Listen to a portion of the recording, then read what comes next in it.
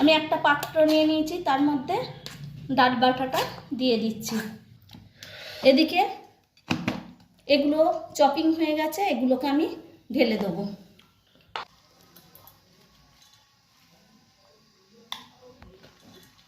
এবার এই ফুলগুলোকে আমি একটু নিগড়ে নিগড়ে দিয়ে দেবো।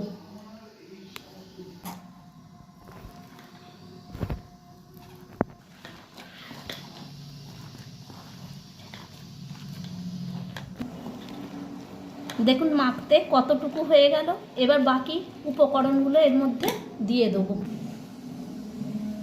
দিয়ে দিলাম স্বাদ অনুযায়ী নুনটা, হাফ চা চামচ হলুদ গুঁড়ো, হাফ চা চামচ শুকনো লঙ্কার গুঁড়ো, দিয়ে দিচ্ছি 1 চা চামচ চাট মশলা, নিয়ে নিয়েছি বড় চামচের 1 চামচ চালের গুঁড়ি। আবারও পুরোটাকে আমি ভালোভাবে মেখে নেবো।